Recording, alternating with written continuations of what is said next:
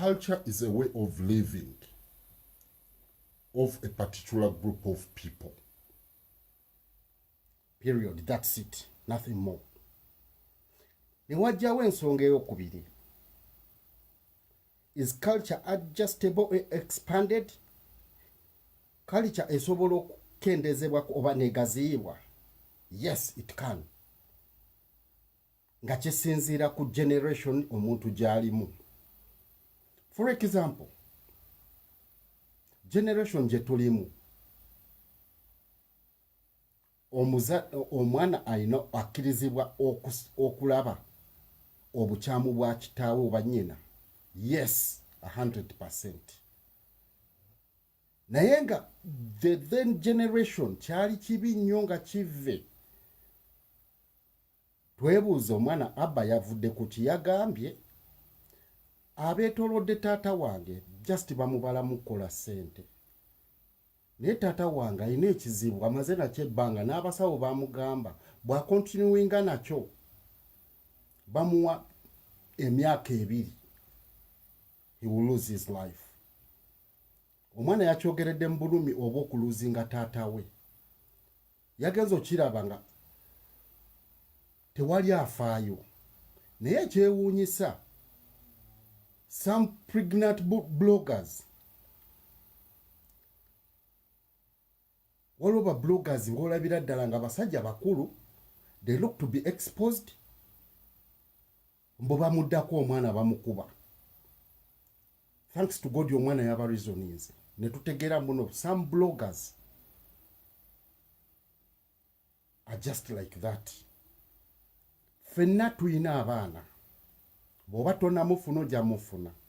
Naye tulina okumanya responsibilities zaffe. Oba omwana wamufuna by mistake, of which I know in Uganda n'embeera eriwo, almost 80% abantu bafuna abaana by mistake. Oba omufunye ng'okipulaninze, it's okay. But omwana kasita agwa mu nsi, oba wamupulaningira oba yajja by mistake, we all have the same responsibility ey'okulabirira abo abaana. Enjawulo eriwo omulabiridde otya according to your capacity. Ekyokusasula fiizi w'abaana kyaffe, ogwo mulimu twagwewa. Teeka omwana talina kweyanza school fees we oba okumulabirira, talina kweyanza.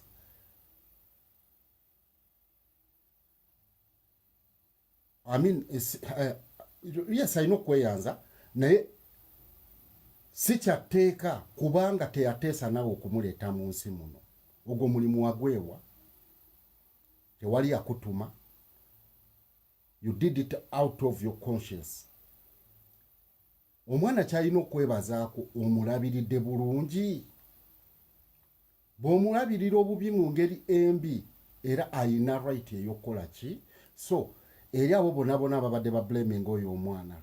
Leero kiri wa chameleone, tomorrow it will be at your gate oba your doorsteps. We have to know how to handle such issues. Otherwise, leero somebody beret, leero ntaddeko ekyo ekifaananyi ky'olabye emabega. Little did you know, mboyo omusajja yakozinze havoc, confusion for millennia mu nsi yaffe eno. Not only here, even in Europe. Bova mu Europe, Asia, na buli kimu. Who is that man, first of all? He's the so-called white idiot called Alexander. Abasinga bamwita great.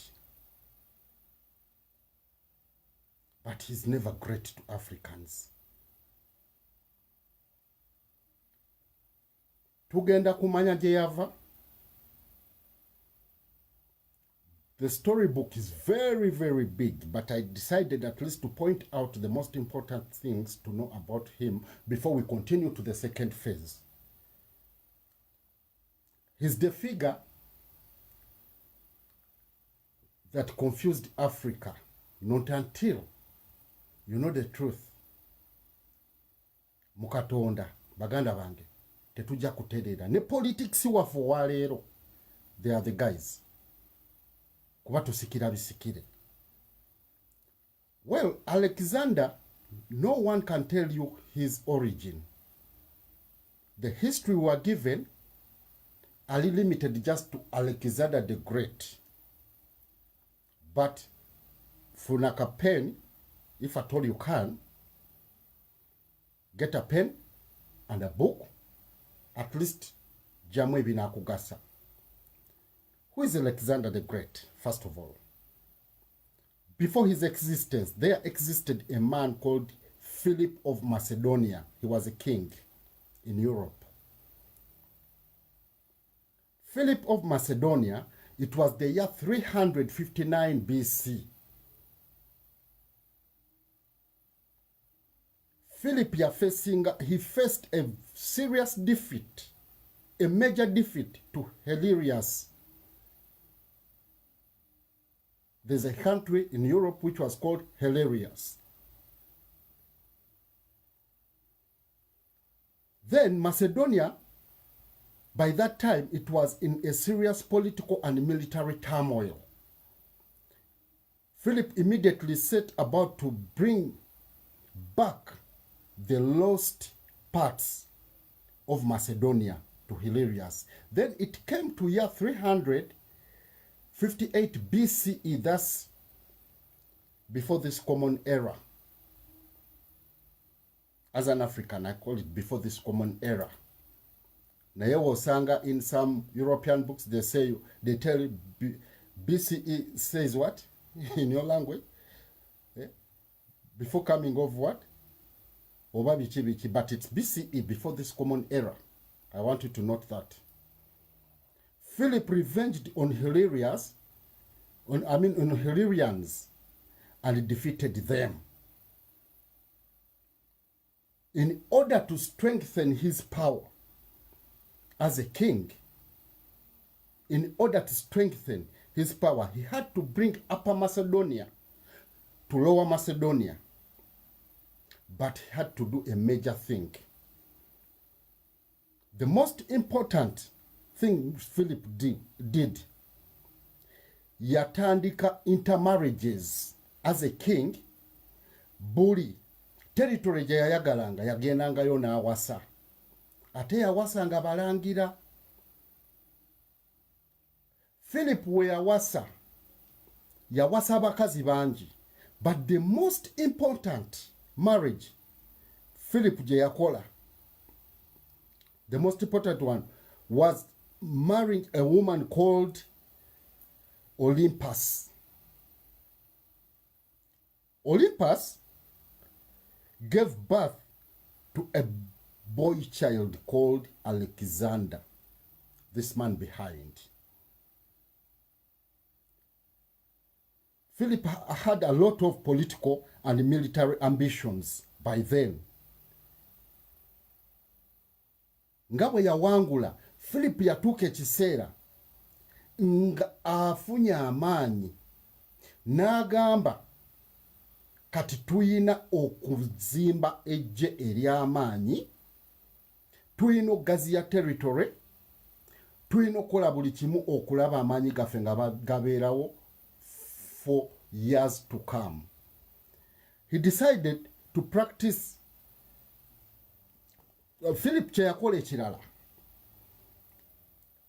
yatandika okuleetanga, omanyi, in Europe there was walingawo embeera naguno gwakajeeri abakyagobera kingdom za Europe baabangayo ne ba lords nga batera okuba abasajja abo ab'amaanyi, like in Buganda we can call basajja ba kabaka.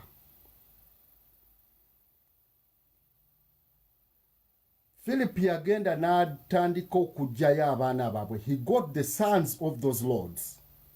He got the sons of other kings from Europe. He got the daughters. N'aba inviting in his court oba mu lubiri lwe nga abagambye they are going to receive their education from his courts. But his reason was one. Yakwata aba abantu as a leverage so that they can't interfere with his military ambitions.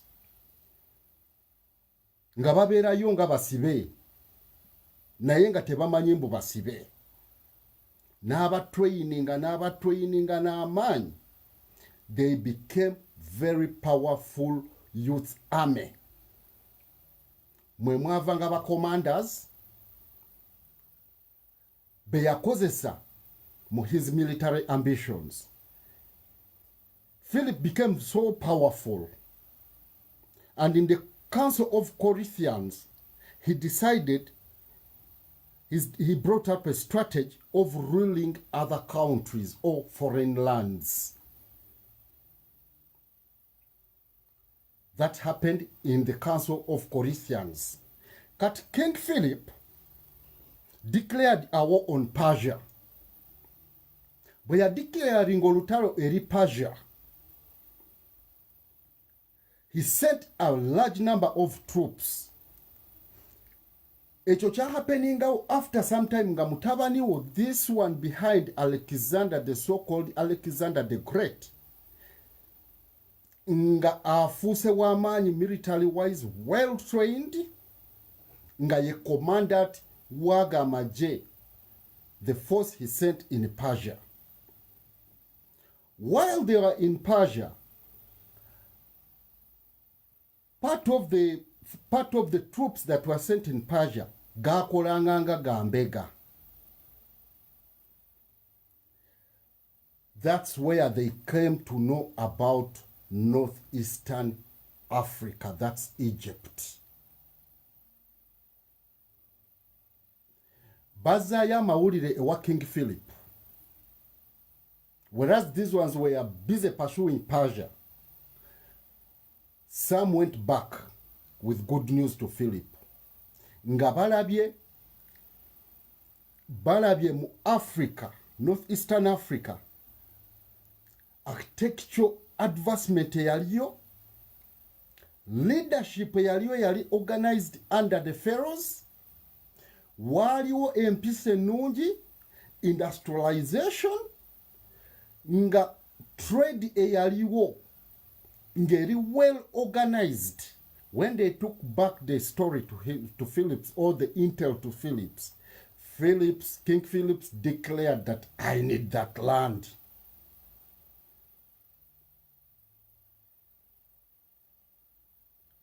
Northeastern Africa became his number one target to take over. Unfortunately, Ngatana pursuing Northeastern Africa, Philip was attacked. He was stabbed several times and killed. And as a result, his son, Alexander, the so-called Alexander the Great, but for me I call him Alexander the Barbarian, took over the seat. Alexander the Barbarian, or Alexander the Great for easy understanding, n'abeera king wa Macedonia. Then, bwe yalaba ku work plan ya kitaawe, when he saw the work plan of his father, he said, yes, I have to go on with his work plan. Since he was a general, nga teyakulembedde amaje, he decided to embark on the father's plans. But for this time, he never came to Africa forcefully.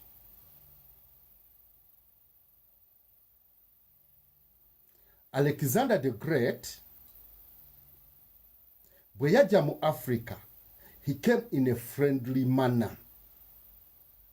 He never came as an enemy. For the great universities we had in Africa,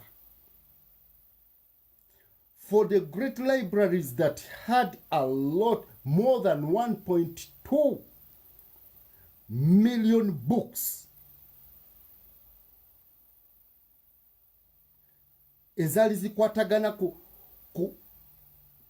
modern, by then modern agricultural development, leadership, ezaali zikwatagana ku chemistry, physics, astrology, everything. By that time, Africans, we knew everything. That's why I said power is in knowledge. You have to know your through history. Alexander the Great bayingirawo mu Egypt as friends. Since it is in our DNA as Africans, we welcome whatever shit comes our way. People, ever stay warned. Visitors that always visit you, visitors that always allow around you. Since the Alexander the Great came with a hidden plan of taking over northeastern Africa,